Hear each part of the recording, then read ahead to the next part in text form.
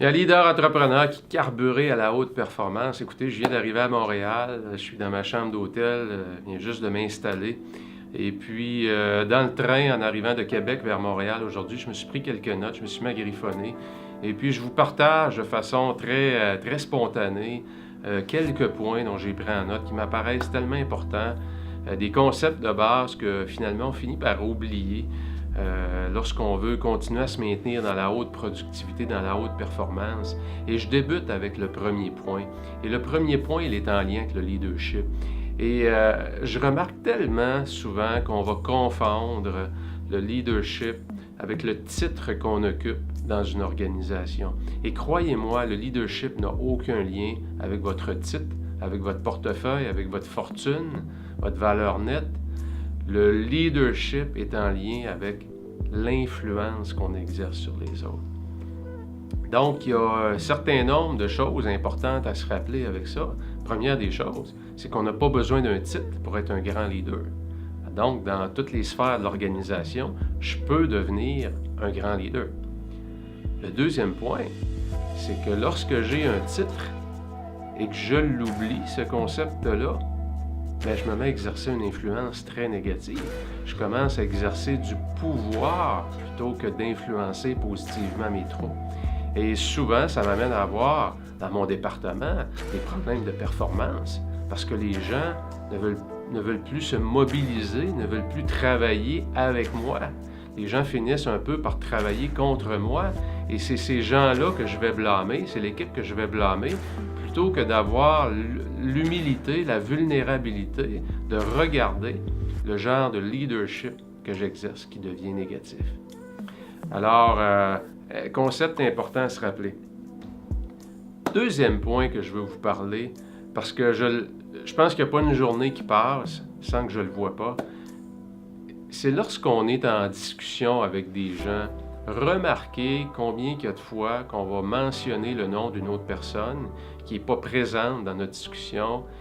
Et il y a toujours un petit commentaire négatif qui va se glisser sur l'autre personne pendant qu'il n'est pas là. Évidemment, ça veut dire que si c'est vous qui n'êtes pas là, il y a probablement des chances qu'on parle de façon négative sur vous.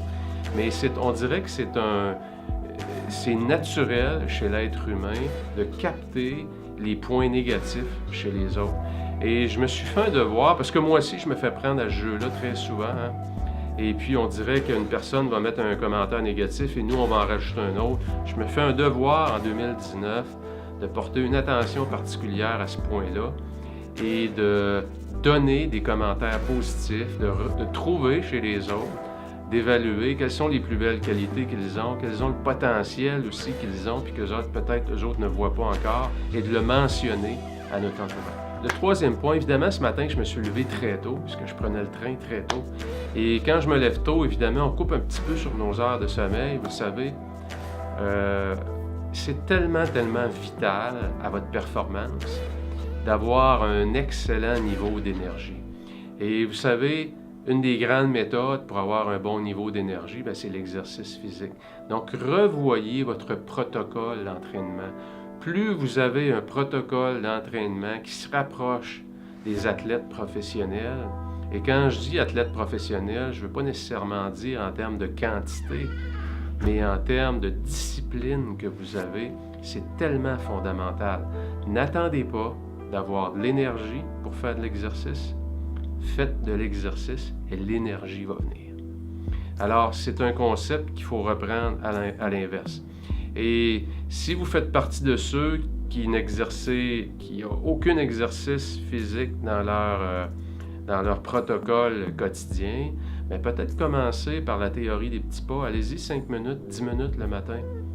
Et puis, soudainement, vous allez voir, vous allez tellement avoir de bienfaits à ça, ça va tellement avoir d'impact positif, non seulement à court terme, mais surtout à long terme. Ça va vous permettre, dans la quarantaine, dans la cinquantaine, dans la soixantaine, de maintenir un niveau de performance optimal. Prochain et dernier point, c'est en lien avec votre réputation.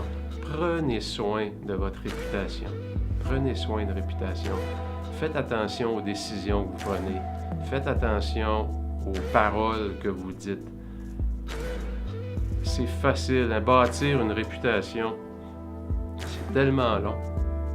Ça prend des années, ça prend des décennies.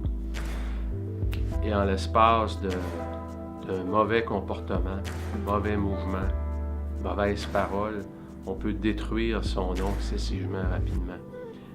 Gardez ça à l'esprit tout le temps.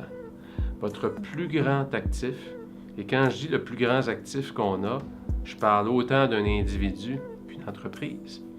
Quand on prend le bilan d'une entreprise, on a l'actif, le passif et l'avoir des actionnaires. Bien, l'actif, la réputation de l'entreprise, c'est quelque chose qui n'apparaît pas. Pourtant, c'est la valeur la plus élevée. Elle n'est pas inscrite au bilan. Bien, c'est la même chose. On va mesurer sa valeur personnelle, soit avec le salaire qu'on fait, ça peut être un indicateur de performance, soit avec le titre qu'on occupe, peu importe l'indicateur de performance que vous avez. Jamais qu'on prend la réputation. Pourtant, la réputation que vous avez va avoir un impact direct sur tous les autres indicateurs de performance. Même principe pour l'entreprise. Alors, gardez toujours ce concept-là près de vous. Assurez-vous de protéger et de bonifier votre réputation. Dernier point, en lien avec vos rêves. Vous savez, il n'y a pas d'âge pour rêver. On commence à rêver très jeune. Malheureusement, pour plusieurs, on perd cette faculté-là avec les années, puisqu'on finit par se dire que, on vit certains échecs et on finit par croire que la vie, c'est une succession d'échecs. Et puis, avoir des grands objectifs, se faire des objectifs et avoir des rêves, c'est une perte de temps. Perdez jamais votre faculté à rêver. Restez toujours connecté avec l'espoir.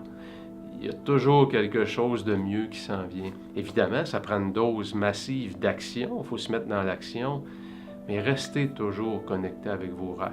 Même quand vos rêves semblent farfelus, quand vos rêves font rire les gens autour de vous, parce que vous avez 53 ans, que vous lâchez un emploi de haut niveau pour aller vivre un rêve, un peu ce que j'ai fait en fin d'année passée. Et puis, écoutez, j'ai eu toutes sortes de commentaires, autant des commentaires qui m'ont encouragé, des gens qui m'ont dit « t'es courageux à 53 ans de laisser tout ce que tu as bâti pendant toute ta vie pour aller vivre ton rêve. » Et puis, il y a des gens qui m'ont pratiquement traité de fou. Et il y a des gens ou des choses que j'ai entendues par personne interposée qui est venu me chercher, qui m'a blessé un peu, mais en même temps, je suis convaincu en dedans de moi et je suis heureux de contribuer à cette nouvelle mission-là que j'ai. Alors, restez connectés avec vos rêves tout le temps, même quand l'environnement autour de vous vous dit que vous êtes un peu cinglé, un peu fou. Et regardez les gens qui ont réalisé les plus grandes choses sur la planète. Ça a commencé, pour la plupart, avec un rêve fou. Quand Roger Bannister a décidé qu'il voulait briser la barrière du 4 minutes en 1955 sur le 1000, tout le monde l'a traité de fou. Le premier homme qui a décidé que l'homme allait voler a été traité de fou. Edison, Henry Ford, Nelson Mandela, écoutez, on pourrait faire une liste des grands et ils ont tous été à un moment donné perçus comme des fous.